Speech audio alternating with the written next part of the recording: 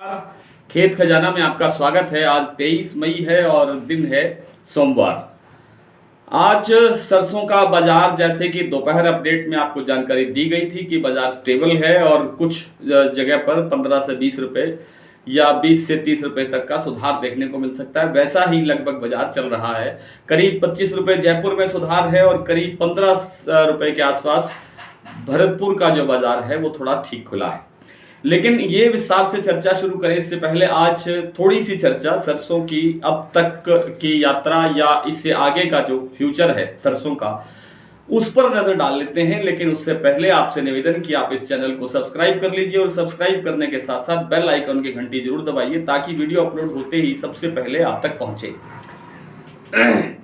सरसों में सबसे पहले तो मैं आपसे ये विनम्र निवेदन करना चाहता हूं कि ये मेरा एक विश्लेषण है, मेरा अनुमान है, मेरा आंकलन है, मेरी स्टडी है।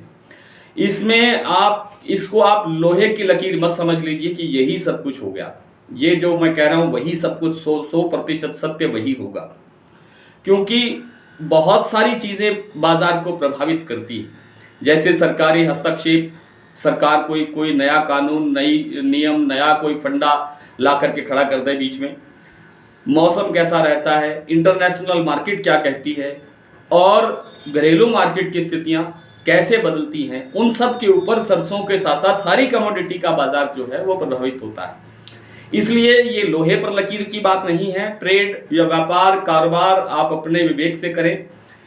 ये सिर्फ एक आंकलन, एक अनुमान आपके समक्ष में प्रस्तुत करने की कोशिश कर रहा हूं।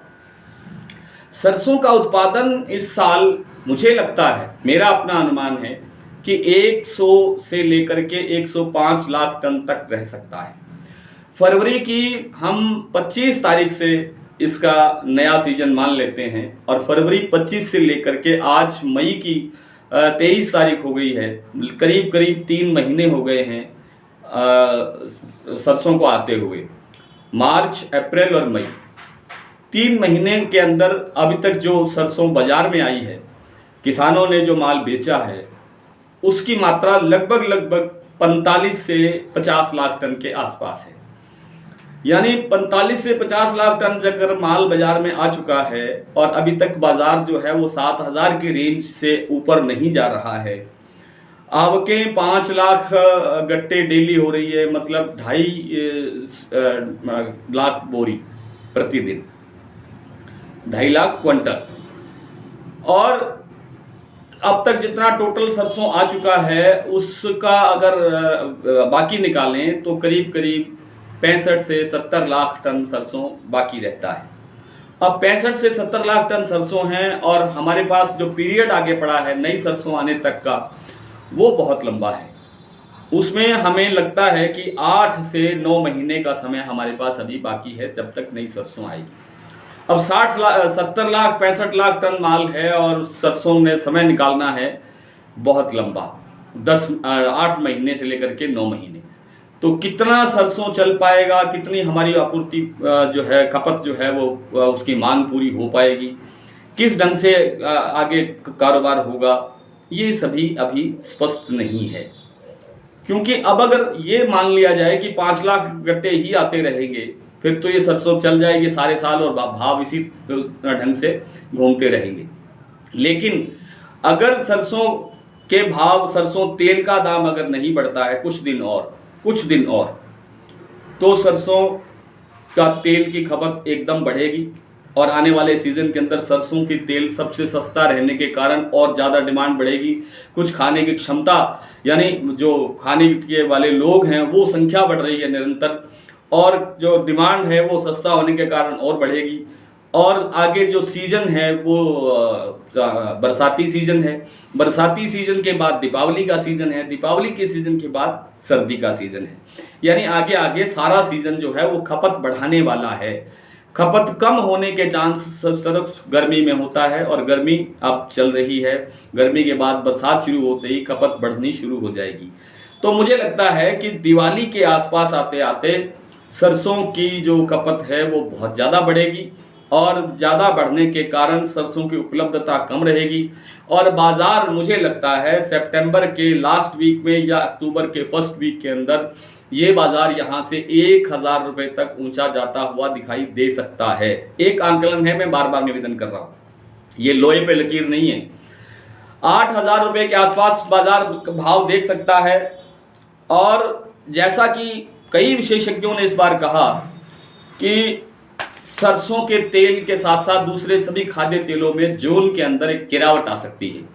उसके पीछे उनके तरह के लॉजिक हैं, तरह तरह के कारण हैं कि सोयाबीन की बिजाई विश्व स्तर पर बढ़ रही है, इसके कारण हो सकता है। इंडोनेशिया ने पाम तेल खोल दिया है, इसका भी प्रेशर आ सकता है।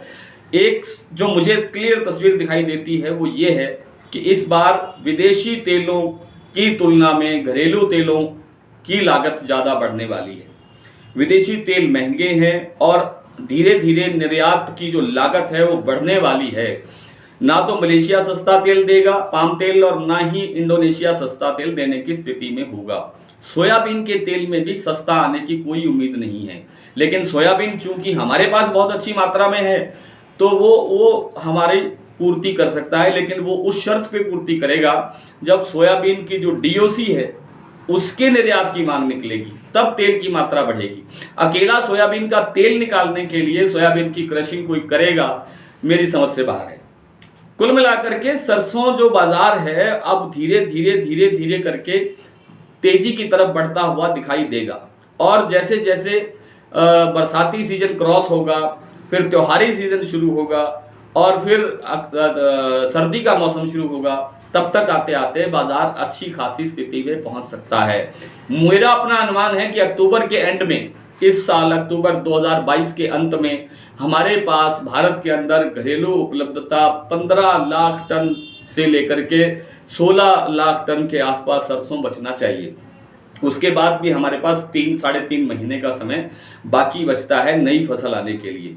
3-3.5 महीने मैं कम कह रहा हूँ, 6 महीने के करीब, 5 महीने के करीब का समय बचता है। और उस 5 महीने में 16.5 लाख या 17 लाख टन गेहूं, जितना भी हम मान लें ज़्यादा से ज़्यादा, उससे बाकी 5 महीने का समय निकालना बहुत टेढ़ा काम होगा और उस वक़्त भाव कुछ भी बन सकते हैं। हमने माना है कि बम्पर क्रॉप है और बम्पर क्रॉप होने के बावजूद भाव जो है अभी सुधर नहीं रहे हैं, क्योंकि बम्पर क्रॉप का जो प्रेशर है वो भी एक है दिमाग में, लेकिन क्रॉप जो है वो 100 से 105 लाख टन से अधिक आने वाली नहीं है। कॉटन के बारे में बहुत से तो ये मेरा एक विश्लेषण था, मेरा एक आंकलन था जो मैंने आपको सरसों के बारे में बड़े विस्तार से बता दिया है। कॉटन के बारे में एक इंटरनेशनल मार्केट के अंदर दबाव है, दूसरा हमारे साउथ की मिलों ने, एसोसिएशंस ने काम करना बंद कर दिया है। धागा बनाने की जो जितनी फैक्ट्रियां हैं, जितने कारखाने हैं, सब ने काम बंद कर दिया है और खरीद बंद कर दिया है रुई की, इसलिए बाजार में दबाव है। लेकिन कॉटन की उपलब्धता, क्योंकि फसल कमजोर है, हमारे पास कॉटन है नहीं, उपलब्ध मात्रा में स्टॉक बड़ा है नहीं, और जो इंटरनेशनल बाजार के अंदर भी कॉटन की उपलब्धता कम है।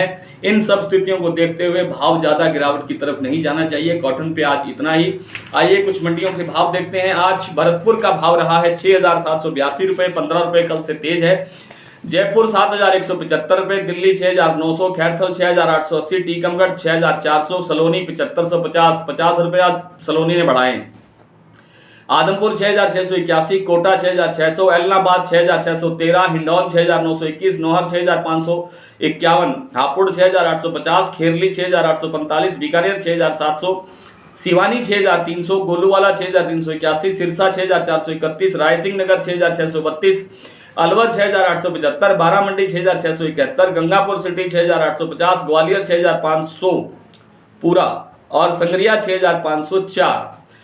इलाहाबाद में आज नरमा बिका है 12,000, सिरसा में 12,025 और आदमपुर में नरमा बिका है 11,800। कल आपसे फिर इसी तरह से मुलाकात होगी, तब तक के लिए नमस्कार।